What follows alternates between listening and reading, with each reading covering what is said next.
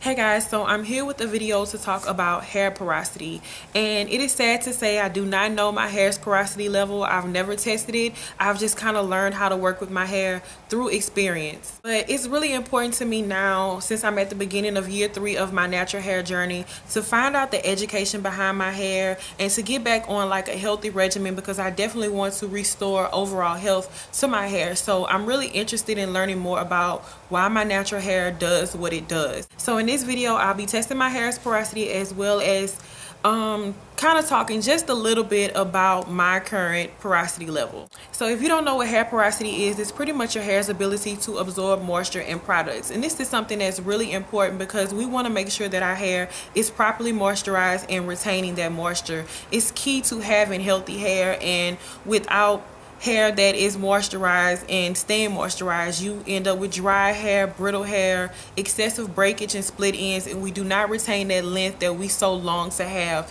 So knowing your hair's porosity level is kind of like key. You need to know that, and it's something that I probably should have tested a long time ago, but I would suggest, if you haven't tested your hair porosity level, to go ahead and follow along with this video, and you can test it with me. It's really simple. Now there's low porosity, high porosity, and normal porosity.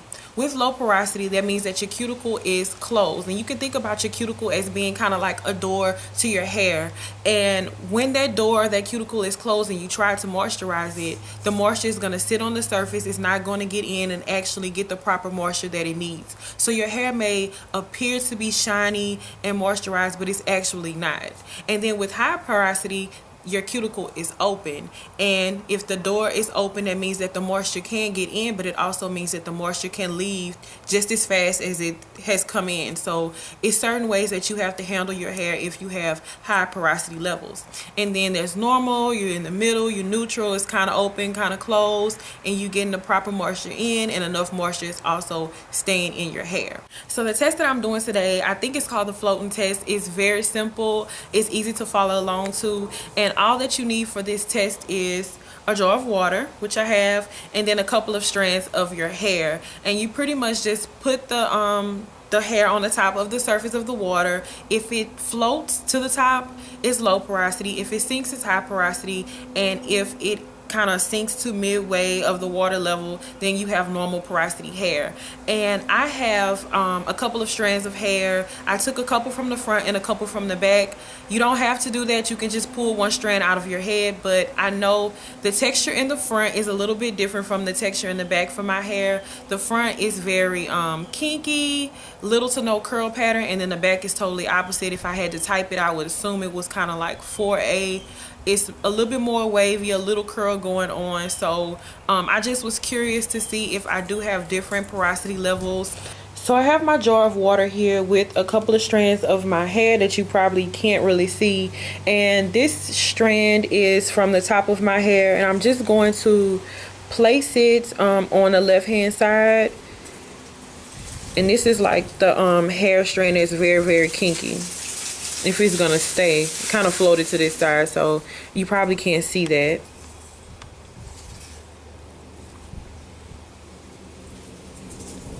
And then this is the other strand of hair that came from the back, where the texture is a little bit curlier, and I'm gonna place it here just to see what happens. So this is the front of my hair, and this is the back of my hair, and I'm gonna wait about 5 minutes just to see what happens with the results. So it's been 5 minutes and my hair is still floating on the top. So I'm gonna zoom in for you guys so you can see what it looks like.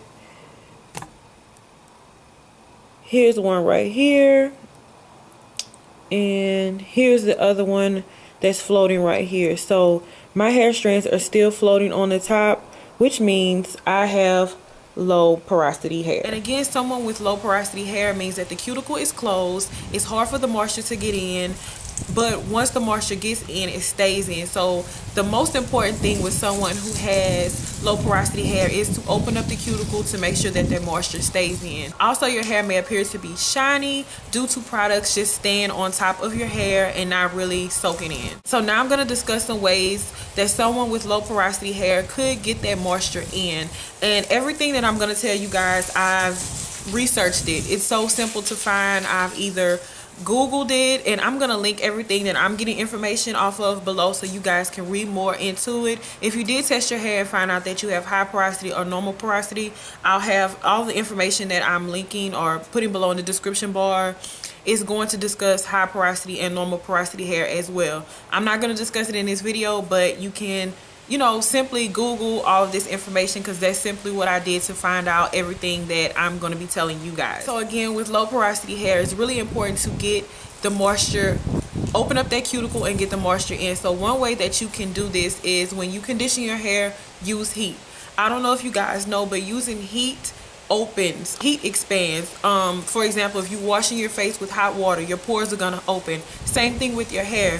When you are usually washing your hair with that hot water, your cuticle is opening up. So when you're deep conditioning, you want to make sure that you are using heat with the conditioner so that the cuticle can open, that conditioner and that moisture can get inside. And that's one way that you can get the moisture in, is by using heat with the conditioner. Another thing that you can do is use shampoo and strip your hair. And I know as naturals we hate that. I hate that. Like for a year I probably shampooed a few times, but now I'm starting to shampoo a lot more. And stripping your hair from all of that buildup is going to make sure that the moisture can get into your hair. You don't want to try to moisturize your hair on top of dirty hair or on top of hair that still has buildup and products on it. That may be one reason why the moisture is not getting in. So shampooing your hair and shampooing and lathering it twice is another way that you can get that moisture into your hair. Another thing that you can do is apply moisturizer to your hair when your hair is damp and not soaking wet. Something that I do a lot is just as soon as I get through washing, I'm trying to apply the product, probably because I'm trying to watch something on TV or I'm just over the whole washing process. But allow your hair to dry just a little bit, because when your hair is soaking wet, the product is just sitting on top of that water and it's not getting into your hair. So if you allow your hair to dry just a little bit and have a damp state and not a soaking wet state, then the product is more likely to get into your hair and moisturize your hair a little bit better. Something that you can use on your hair for someone who has low porosity hair is products that contain humectants. Humectants pretty much pull in all of the moisture from outside and bring it into your hair. It just draws all that moisture in. So that's why a lot of times people say don't use a product that has a humectant in it when it's very humid outside, because your style is going to be a complete fail. It's going to turn into a poofy mess. But in the wintertime, I do like to use products with humectants. One of my favorites is Shea Moisture's Curl Enhancing Smoothie.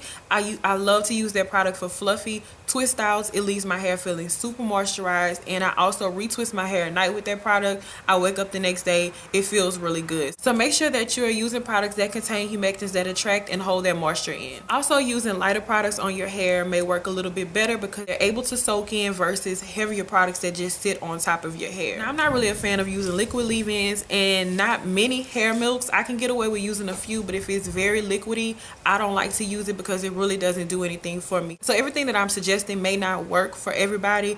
Even though we may have low porosity in common, we still are working with different types of hair, different textures of hair. Everything else kind of plays into that. So these are just some things that I am suggesting that you can do in order to help the level of moisture in your hair for someone who has low porosity hair. So again, for anybody out there who has high porosity or normal porosity hair, I'll have articles below in the description bar, and even for my low porosity girls, just to go in a little bit more detail, you guys can read those articles, check them out. And you know, this is something that's important. I'm happy that I now know that I do have low porosity hair, and there are a few things out there that I could be doing differently, and maybe a couple of more products that I could pick up.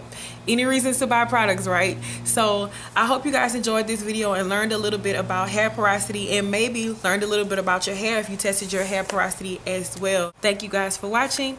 Bye.